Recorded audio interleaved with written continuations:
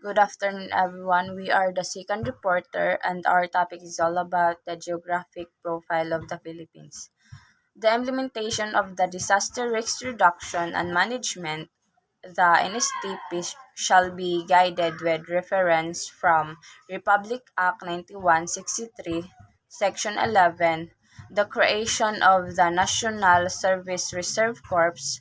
This is hereby created a National Service Reserve Corps to be composed of the graduates of the non-ROTC components. Members of this corps may be tapped by the state of literacy and civic welfare activities through the joint effort of the DND, the CHAD, and the TESTA. So, kini siya kining National Service Reserve Corps, pwede nato ni ma-apply sa atong sarili, labi na kay dili ta ROTC, then pwede ta i-train sa mga sa DND, sa CHED o sa TISDA para ma-apply nato ni sa mga calamities ug naay moabot sa atong communities. Republic Act 101-21, Section 13, Accreditation, Mobilization, and Protection of the Disaster Volunteers and National Service Reserve Corps, CSO, and the private sector, the government agencies, CSOs, private sectors, and LGU may mobilize individuals or organize volunteers to augment the prospective personnel complement and logistical requirements in the delivery of disaster risk reduction program and activities. The agencies CSO, private sector, and LGU concerned shall take full responsibility for the enhancement, welfare, and protection of the volunteers and shall submit the list of volunteers to the OCD through the LDRRMO for accreditation and conclusion in the database of community disaster volunteers. Dapat natin protektahan ang mga voluntaryo at kung sino mang voluntaryo na magkakaroon ng kamatayan o pinsala habang nakikibahagi sa alinman mga aktibidad na tinutukoy sa ilalim ng batas na ito ay may karapatan sa mga benepisyo at insurance sa aksidente na nangyari. In the Philippines is located in the Circum-Pacific Belt of Fire and Typhoon. So ang bansa natin ay palaging napapailalim sa mga natural na kalamidad, anumang oras, saan mang lugar, taon-taon tayong nakakaranas ng mga natural na kalamidad gaya ng pagbaha, bagyo, buhawi, lindol, tagtuyot, tsunami at pagsabog ng bulkan na nagdudulot sa atin ng kahirapan at pagkawala ng ari-arian. Kaya dapat may paghahanda at kaalaman ang mga residente sa pamamagitan ng pagturo ng National Service Reserve Corps gaya ng pagturo kung may earthquake drills, pagsagawa ng kahandaan pag may mga nasusugatan, tinuturo yan ng mga first respondent na i-apply na nila dito ang first aid kit kaya mahalaga sa atin ang disaster volunteers at National Service Reserve Corps kaya pahalagahan natin ang mga voluntaryo. Hello, good day everyone. My name is Sarah Aradillas. My topic today is location, climate, terrain, population, distribution, national hazard, current environmental issues, international environmental agreements. Location: Southeast Asia archipelago between the Philippine Sea and the South China Sea east of Vietnam. Climate: tropical marine northeast monsoon, November to April. Southeast monsoon, May to October. Terrain: mostly mountains with narrow to extensive coastal lowlands. Population distribution: the share of inhabitants by the types of regions in a given country. National hazard, a widely accepted definition characterizes natural hazard as those elements of the physical environment harmful to man and caused by forces external to him. Current environmental issues are effects of human activity of on the biophysical environmental, most often of which are harmful effects that cause environmental degradation. International environmental agreement. Most of the following agreements are legally binding for our countries that face harmful will tie with them. Good day, everyone. I am Cara Achero. I was tasked to report about the disaster risk profile. So, the Philippines was the most disaster prone in the world of the past century. Due to its location, the Philippines is exposed to high incidence of hazards such as typhoons, floods, storms, surges, tsunamis, earthquakes, volcanic eruptions, landslide, and droughts. Out of 173 countries assessed for their exposure to hazards, the Philippines placed as third, and that was way back 2017. Risk profile is vulnerable to almost all types of natural hazards because of its geographical location.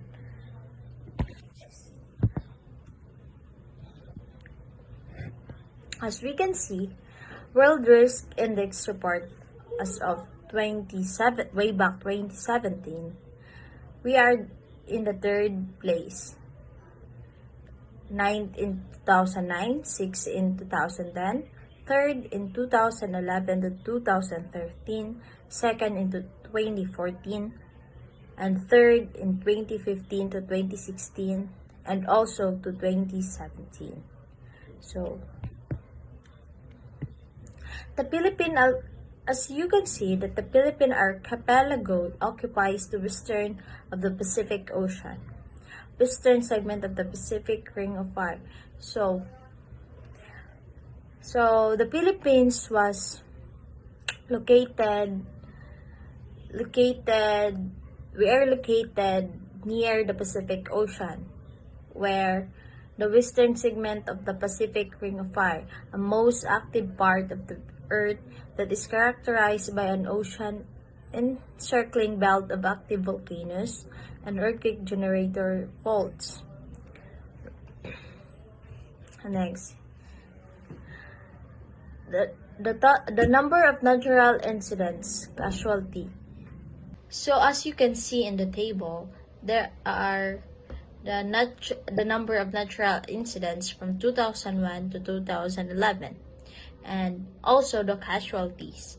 When you say casualties, it is the person that killed from accidents.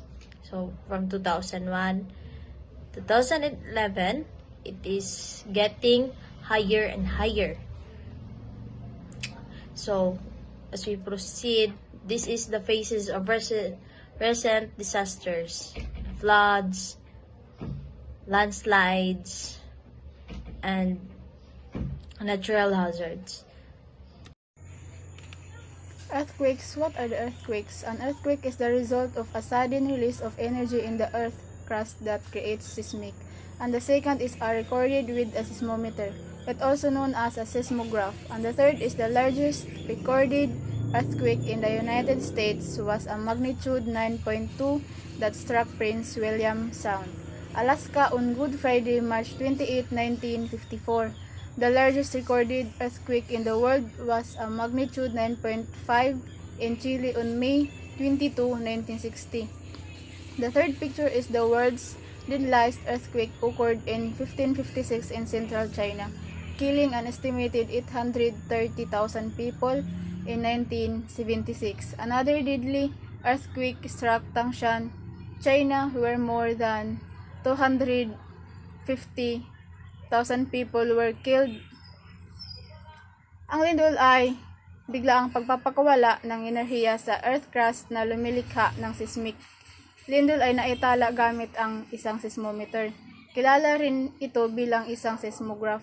Ang pinakamalaking naitalang lindol sa Estados Unidos ay isang magnitude 9.2 na tumama sa Prinsipe William Sound, Alaska noong Biyernes Santo, Marso 28, 1964. Ang pinakamalaking naitalang lindol sa mundo ay isang magnitude 9.5 sa Chile noong Mayo 22, 1960.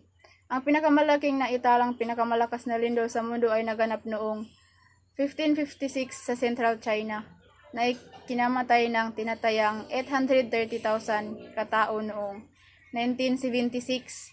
Isa pang nakamatay na lindol ang magnitude 9.2 sa Chile noong Mayo 22, 1960. Ang pinakamalaking naitalang pinakamalakas na lindol sa mundo ay naganap noong 1556 sa Central China, na ikinamatay ng tinatayang 830,000 katao noong 1976. Isa pang nakamamatay na lindol ang tumama sa Tangshan, China, kung saan mahigit 250,000 katao ang namatay. These kinds of shaking. First, lateral is the force that can cause the most damage to a building during an earthquake. As you might have guessed from its name, this force usually occurs in direction parallel to the ground. Vertical, ang earth ay gumagalaw sa isang halos random na fashion sa lahat ng mga direksyon, parehong pahalang at patayo. Ang mga sukat ng mga galaw ng lindol na pinakamagaling na interes ay ang mga talaan ng pag-aasikaso ng kwento ng lindol. Earthquake drill. Earthquake is a natural phenomenon and cannot be prevented. It can strike quickly without warning. Ang lindol ay isang likas na kababalaghan at hindi mapigilan. Mabilis na walang babala. The second, no available technology that give an accurate earthquake prediction. So, wala magagamit na teknolohiya na nagbibigay ng tumpak na hula ng lindol. And Phases of an earthquake drill. We have 6 phases of the earthquake drill. Phase 1 is the alarm. Siren or the bell rings for 1 minute. So, sa mga buildings, kung na ay mga linog-linog, mas ginakuan to siya, mas gina-execute or ginapatingog para makabalo ang mga tao nga na ay linog. Phase 2 is the response. During the shaking, perform the cover and hold. Kato ni siyang tong samtang naglinog dapat mugunit ang imong duha ka kamot igunit nimo sa imong ulo kay if ever na dili kaayo ma-damage imong ulo, then mangita kag place na pwede ka maka-cover, pwede sa mga silong sa lamisa or what. Phase 3 is the evacuation. After the shaking, all building occupants evacuate, following predetermined routes to the evacuation areas or open space. So, after the shaking, ang kanang mga evacuees dapat mag-adto sa open nga space, dili kay sa makilid-kilid, kay if ever nga mabalik na sad ang katong linog, dili na sila makuan, nagtapok sila, dili katag. Phase 4 is the assembly. At the designated evacuation area, the evacuees must be grouped together. So, mauni siya katong sa evacuation area, dapat ang kanang mga evacuees dili sila katag, dapat nagtapok-tapok sila. Phase 5 is the head count. Team leaders should check and make sure all evacuees are accounted for. Kailangan bilangin ng team leader isa-isa lahat ng mga evacuees dahil gawain ng isang team leader na pangunahan gawin yung upang makapagbigay ng impormasyon o upang bilangin kung ilan lahat ng mga evacuees. So the last one is the phase 6, evaluation. An evaluation of the drill must be conducted to identify problems encountered during the drill and how this can be corrected in future earthquake drills. Dito, kailangan matukoy kung ano yung pagkakamali o problema habang ginagawa yung drill upang hindi maulit sa susunod na drill. So, we have the two types, the epicenter and the hypocenter. So, what is the epicenter? Epicenter of an earthquake is the location directly above the hypocenter on the surface of the earth. The epicenter is the location on the surface of the earth directly above where the earthquake starts. Longitude at latitude. So, what is the hypocenter? The hypocenter of an earthquake is the location beneath the earth's rupture of the fault begins. Ito yung ilalim na focus ng lindol na tinatawag din itong ground. So dito, mas malalaman lang natin kung saan yung point ng lindol kung gagamit ng longitude 0. So mauto siya ang epicenter, mauto siyang sa taas. For example, sa Utah, ang silong ana is the underground, mautong hypocenter. So what is magnitude? Magnitude is a measure value of the earthquake size. Ito yung gaano kalakas yung lindol at kung gaano kalaki yung pinsala nito. While the intensity is a measure value of shaking created by the earthquake, and this value does vary with location. Sa intensity, mao ni siya ang measure sa kanang kakusog sa linog kung asa siya dapit na lugar ni kuan, kung asa siya tama na lugar kanang ni agi or na hitabo. And now we are moving to a typical organization of disaster control group or the DCG. Under it is the chairman and the assistant chairman. Ang trabaho ng isang chairman ay magpasunod sa kanyang mga members, while the assistant chairman is an assistant to the chairperson, provides clerical and administrative support to the chairperson. He or she performs duties such as scheduling meetings,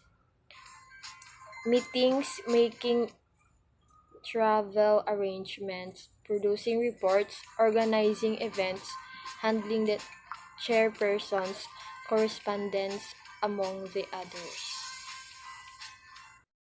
So, diri sa DCG Operation Center, gina-train nila or gina-organize nila ang rescue team kung unsa ang mga procedure sa pag-rescue if ever na ay emergency.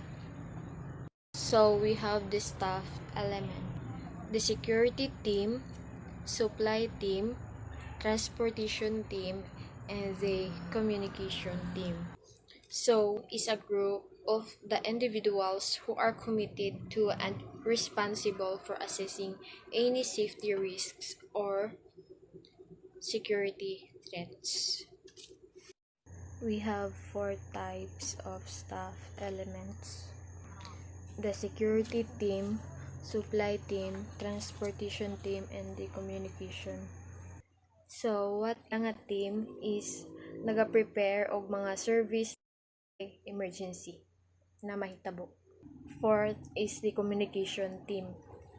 Team communication represents all interaction and exchange of information that occur in a team. Diri sa communication team, sila ang nagabuhat og plano via communication process. Naa sila pagsinabtanay, naa sila sharing of information. So mao to kung naay exchange of information nga mahitabo, mao na to siya ang ginatawag na team of communication or communication team. Under the staff elements, we have the operation teams. we have warning team, evacuation team, fire brigade team, rescue team, medical team, and the damage control team. What is warning team? During the drill, the 1-minute alarm indicates earthquake or shaking. While the alarm is ongoing, everyone should perform the duck cover and hold. Remain in this position until the shaking stops. In other term, ang warning team sila ang nagapahibalo sa mga tao kung unsa ang ilang pwede buhaton kung naay emergency. Diri sa evacuation team, naani siya lahi nga volunteer. Kada members na ay basic training about evacuation procedure. Diri sa team, sila ang naga-implement about fire safety. Sila pod ang naga-guide sa mga occupants sa building or sa isa ka area kung asa ang fire exits. Kay kung emergency fire na ay mahitabong emergency fire, kabalo na sila kung asa ang mga pasikot-sikot dira ang building. Next is the rescue team.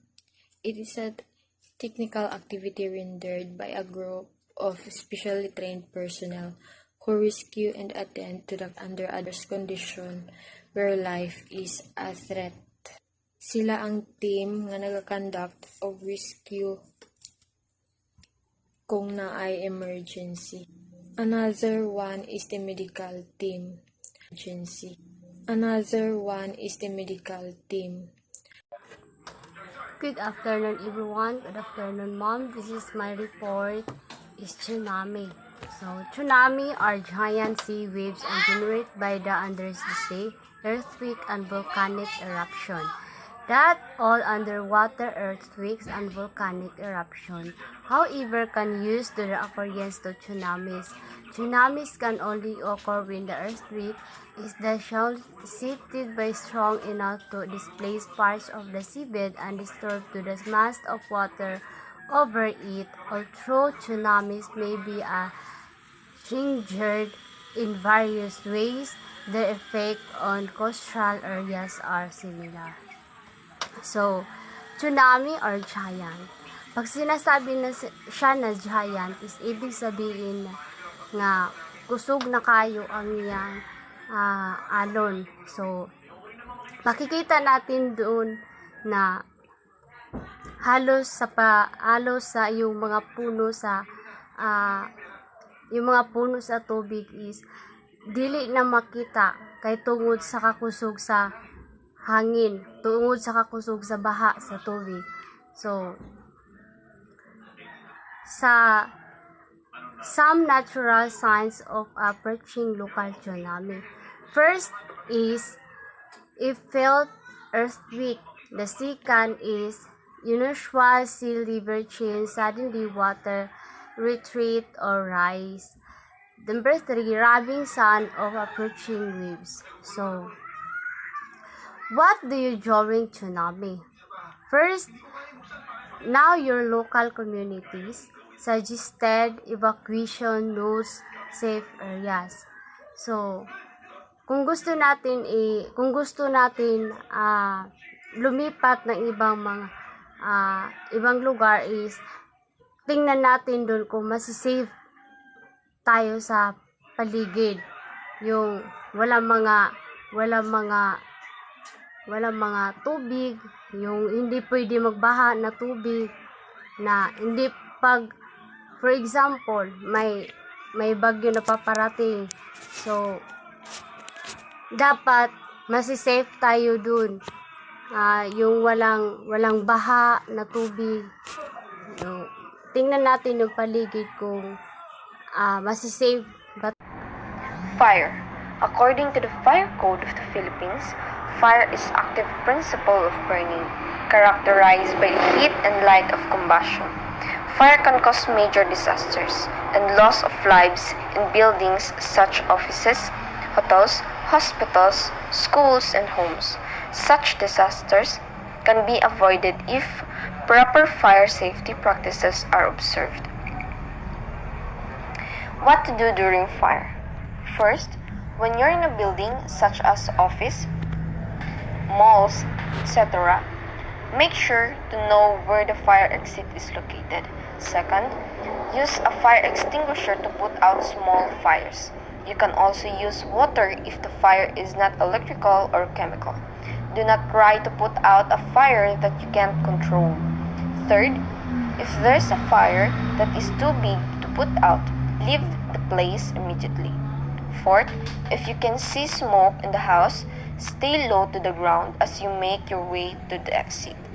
Fifth, do not run if your clothes catches fire, but stop, drop, and roll instead. 6. When you're trapped in a room, do the following. Check to see if there's heat or smoke coming in the cracks around the door. Don't open the door when you the smoke coming under the door. Touch the door if you don't see the smoke. If it's hot or very warm, then don't open it. If you don't see smoke and the door isn't hot, then slightly use your finger to lightly touch the doorknob. If it's hot, don't open it. If the doorknob feels cool and you don't see any smoke around, only then you can open the door slowly, carefully. When you open the door and you feel a burst of heat or see smoke pours in the room, quickly close the door and make sure it is really close. If there's no smoke or heat when you open the door, quickly make your way out. Yell for help. Most common causes of fire: overheating appliances like aircon, fans, TV sets, computers, chargers, adapters, fluorescent oven, toasters, overloaded circuits, octopus plug in outlets and extension, throwing of lighted cigarette, neglected rubbish, grass fire, leaking LPG. Landslide. Landslides are rock, earth, or debris that flow on slopes due to gravity. They can occur on any terrain given the right conditions of soil, moisture, and the angle of slope, integral to the natural process of the Earth's surface geology. Landslides serve to distribute soil and sediment in a process that can be in abrupt collapses or in slow gradual slides. Such is the nature of the Earth's surface dynamics. What to do during landslides? If there has been a period of heavy rainfall and you are in a landslide-prone area, you may be at risk of a landslide. Second, if you remain or are caught suddenly at home, move to a second story if possible, staying out of the path of a landslide or debris flows waves leaves.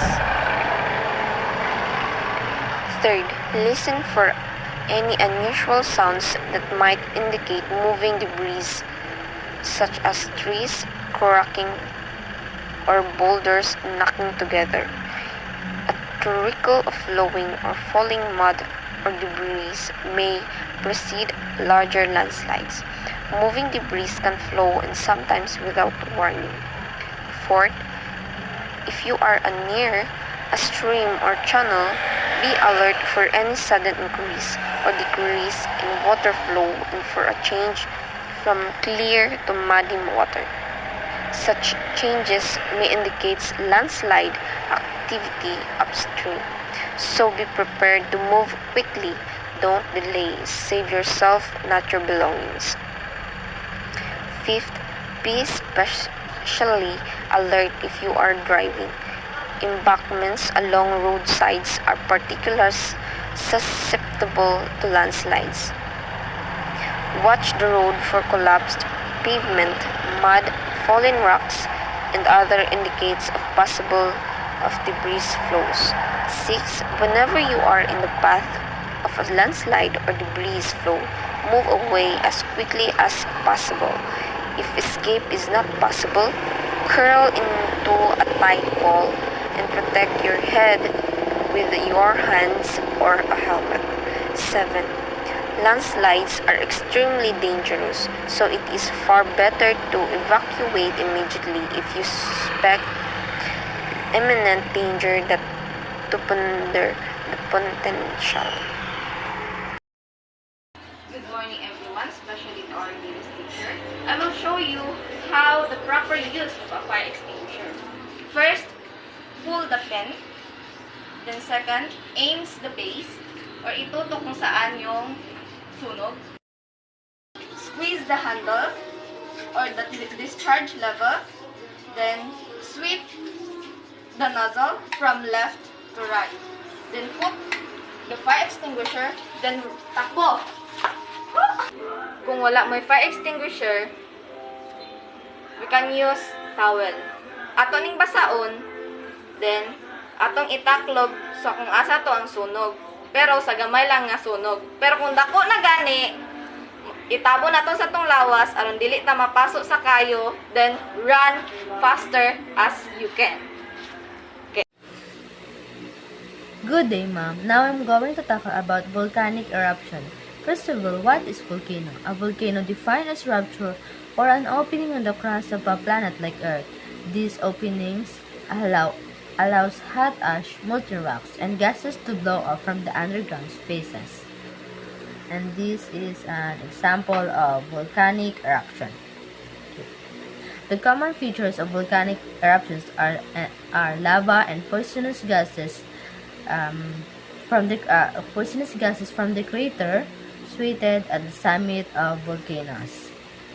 What causes or what make volcanic eruption? Volcanoes erupt when molten rock called magma rises to the surface. Magma is formed when the earth mantles melts. Melting may happen where tectonic plates are pulling apart or where one plate is pushed down under another. Magma is lighter than rock, so rises towards the earth's surface. As the magma rises, bubbles of gas form inside it. Running magma erupts through the opening or vents in the earth's crust before flowing onto its surface as lava. If magma is thick, gas bubble cannot easily escape and pressure builds up as the magma rises. When the pressure is too much, an explosive eruption can happen which can be dangerous and destructive, and that's what may cause a volcanic eruption. And a current event on January 12, 2020, Mount Taal erupted. What to do during volcanic eruption? First, number 1, leave the area immediately. If you want to evacuate because of an eruption is imminent, evacuate. Huwag na hintayin pa, nasabihan kayo ng inyong local government, ng inyong kapitan. Umalis kayo agad if nakikita nyo na yung vulkan ay pumuputok or may dangerous na papunta sa inyo. Umalis kayo kaagad. Huwag nyo na sila hintayin na sabihan pa kayo. Kunin nyo lahat ng importante na bagay sa inyo. Use a dust mask or hold a damp cloth over your face to help with breathing. Kung makita kayo na kahit damit, basta malinis din na itakip nyo agad sa inyong mukha. Upang hindi kayo, ito ay makakatulong pang matakpan ang inyong mukha, para hindi kayo makalanghap ng ash. Number 3, wear long sleeve shirt and long pants. Pagsuot ng long sleeve shirt and long pants ay nakakatulong upang protektahan ang inyong skin mula sa ash. Kasi yung ash, nakakaano din yun sa balat, masakit din siya. Tapos, number 4, if you have a respiratory ailment, avoid contact with any amount of ash. Kung meron kayong asthma,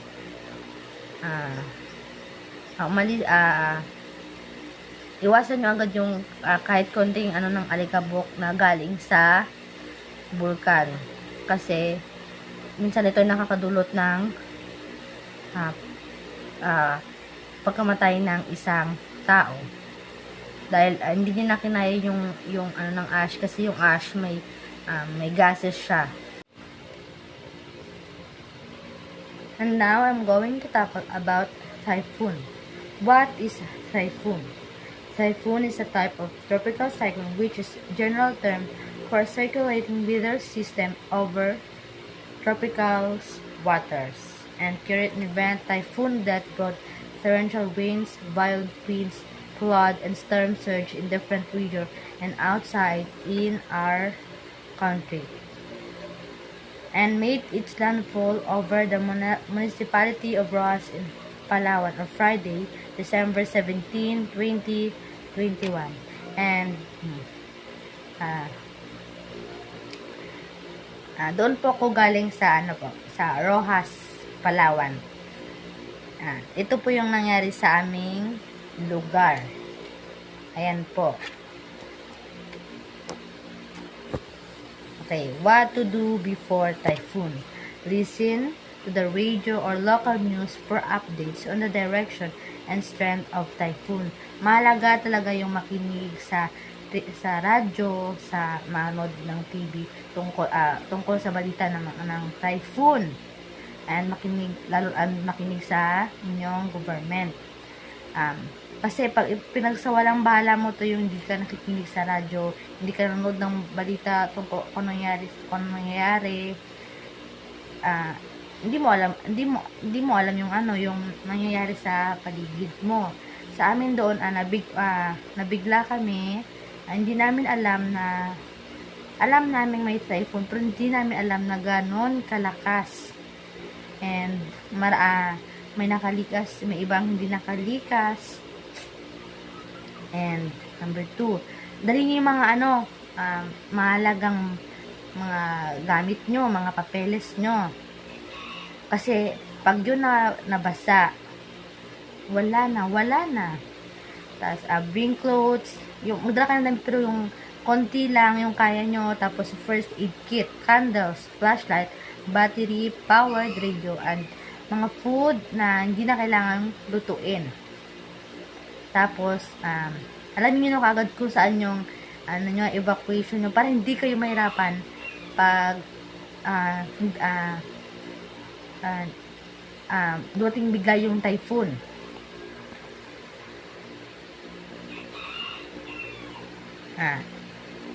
Anong gawin habang may bagyo, okay? Maging kalma lang kayo at magtiwala sa Diyos, mag-pray. Kaya ang ginawa ko, number 1 is stay calm, kasi pag nanervyos ka, hindi mo alam kung saan ka, anong gagawin mo. Tapos yung hangin, siyempre yung hangin, yung kulog, kidlat, hindi mo alam kung saan pupunta. Wala ko doon ka sa lugar na hindi ligtas, tapos hindi ka na makaalis kasi may yung hangin napakalakas. Dapat kailangan mo maging kalma lang and mag-pray to God. Mag-timing ka.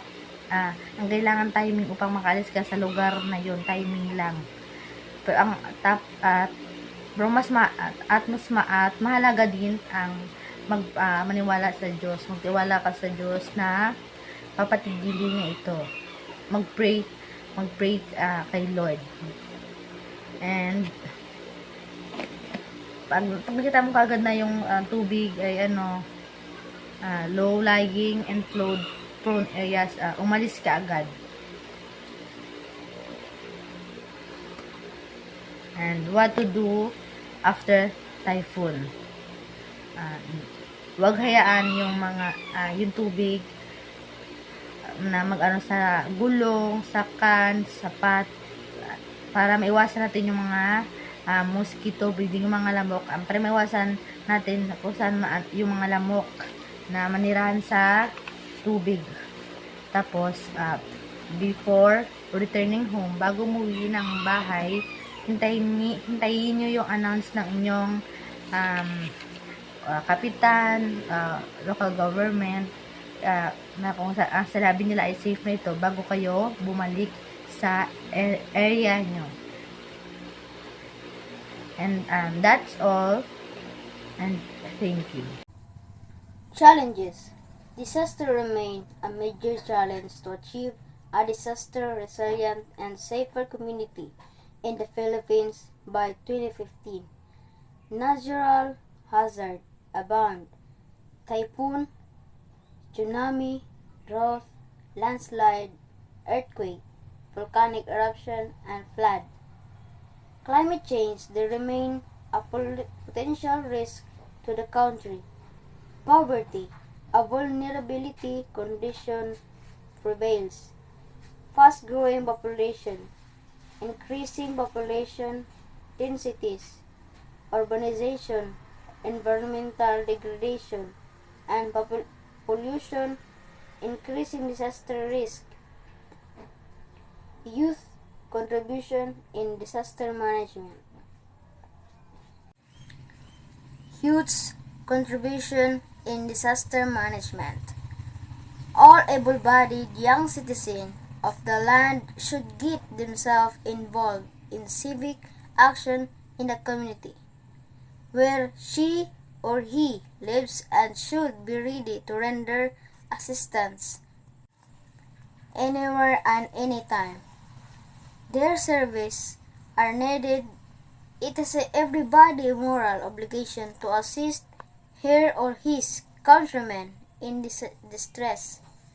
In times of natural calamities or man-made disorders, the youth should be willing and ready to render direct assistance to calamity victims in any of the following areas: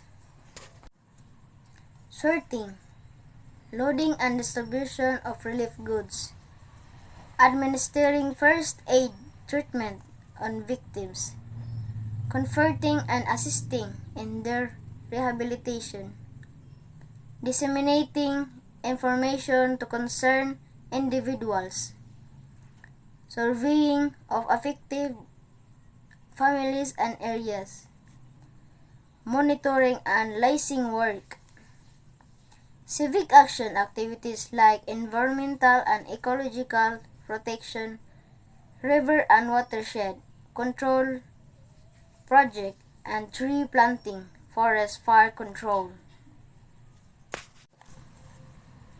The leadership in the Youth Development Agency, in order to succeed in their chosen endeavor, should plan the chosen activities ahead before any calamity strikes, join or participate in training exercise on disaster and relief operations. See to it that the resources that are available could meet the needs of chosen activities. Coordinate all activities properly with the city, provincial, and municipal disaster coordination council. Organize the groups, assign the members responsibilities which they feel they can properly handle. Confidence in what is one doing is the key of success. Work as a team. Coordinate efforts with other organizations, NGO, PO, LGU, or religious organization. That would be all. Thank you.